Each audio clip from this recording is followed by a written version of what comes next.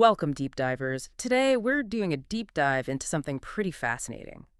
How really small choices, the tiny things we do every day, can actually lead to some remarkable results down the line. Yes, powerful stuff. We're drawing heavily from atomic habits, Yeah. which is sort of a great shortcut to understanding this compounding effect of small improvements. Right, these tiny shifts that you barely even notice at first, but they build up. Exactly. And the author, James Clear, he gets this firsthand. His story starts with a really nasty baseball injury in high school. Oh, yeah. Yeah, broken nose, facial fractures, even a coma. Recovery was tough. He actually got cut from the varsity team. All this while dreaming of playing professionally. Wow, that's a serious setback. So how did he turn that around? Well, college was like a new beginning. Yeah. And that's where he started experimenting with these, seemingly small habits. Things like prioritizing good sleep, keeping his room tidy.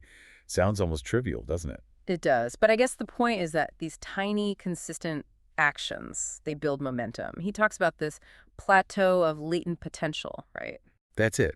That frustrating bit where you're putting in the work, but you're not seeing results yet, it feels like nothing's happening. Until suddenly there's a breakthrough. Precisely. Think about the British cycling team. They weren't looking for one huge change. They focused on the aggregation of marginal gains. Improving everything by just 1%. Just 1%. Bike seats, tire grip, nutrition, even like the type of massage gel. And the results. Olympic golds, Tour de France wins. It all added up. Okay, so small changes, big impact. But why do we even form habits in the first place? What's going on in our brains? Fundamentally, our brains are trying to be efficient. They automate solutions to problems we face over and over, so we don't have to consciously think about everything. It frees up mental energy. Right. It's this feedback loop. Try something, maybe fail, learn from it, try a bit differently. Yeah. And the neurons involved start wiring together. It becomes automatic. So if we want to build good habits or break bad ones, we need to understand that loop. And Clear gives us the 4 laws of behavior change. Let's start with the first one. Make it obvious. Okay. So every habit has 4 steps. Cue, craving, response, reward. The cue is the trigger. It predicts a reward. That prediction creates the craving. Which leads to the actual habit. And finally, the reward, which satisfies the craving and tells your brain, hey, this sequence is worth remembering. So how do we make the cues for good habits obvious? Environment design is huge. It's about changing the choice architecture around you. Like that hospital cafeteria example, just adding more water bottles near the checkouts and other drinks, massively increased water sales. No willpower needed, just making the better choice easier, more visible. Or like putting apples in a bowl on the counter instead of hidden in the fridge. Exactly. And you can be more deliberate too, using things like implementation intentions. That's the specific plan, right? I will do behavior at time and location. Yeah, it makes it concrete. Like, I will meditate for 1 minute at 7 a.m. in my living room. Very clear cue. Or you can use habit stacking. Which is tying a new habit to one you already do. Perfect. After I current habit, I will new habit. So after I pour my morning coffee, I will meditate for 1 minute. Your coffee becomes the cue. Okay, obvious cues. Got it. Law number 2, make it attractive.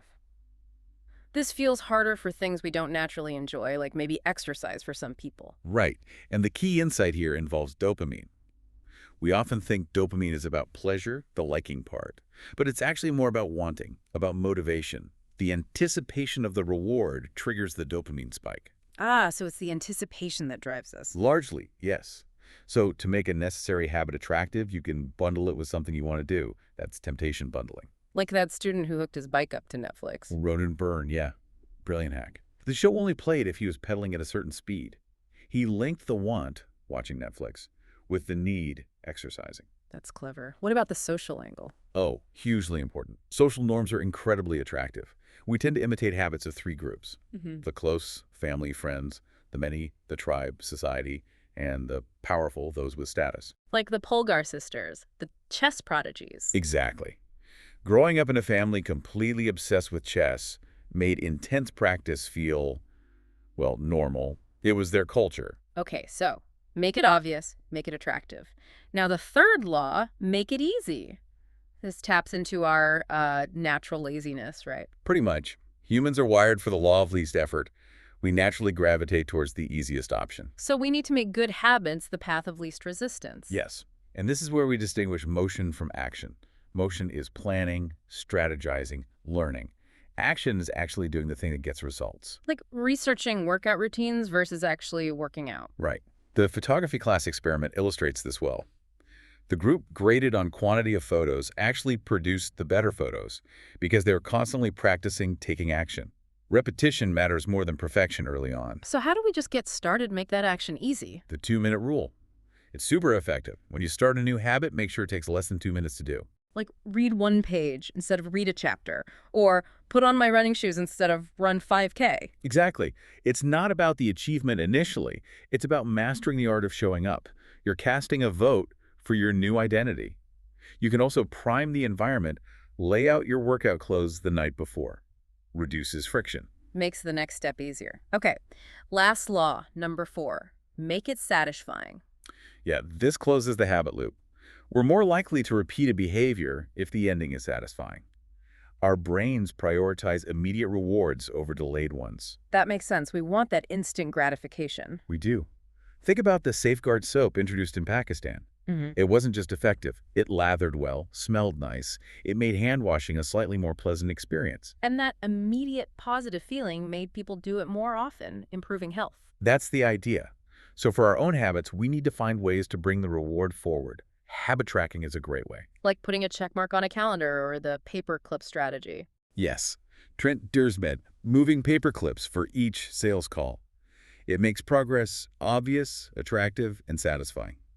Seeing that visual proof, you don't want to break the chain. That visual cue is powerful. And what if we need a stronger push? An accountability partner or a habit contract can work wonders.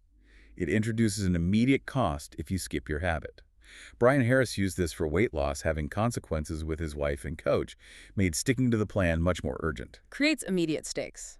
Okay, these 4 laws, obvious, attractive, easy, satisfying, they provide a really clear framework. They do.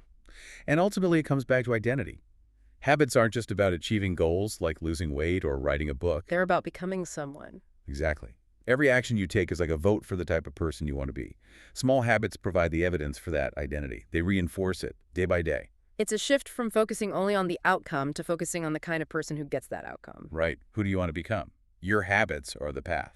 So maybe the question to leave everyone with is this. If your habits shape your identity, what's one tiny, ridiculously small action you could take today consistently to start casting votes for the person you truly hope to be, say, 10 or 20 years from now?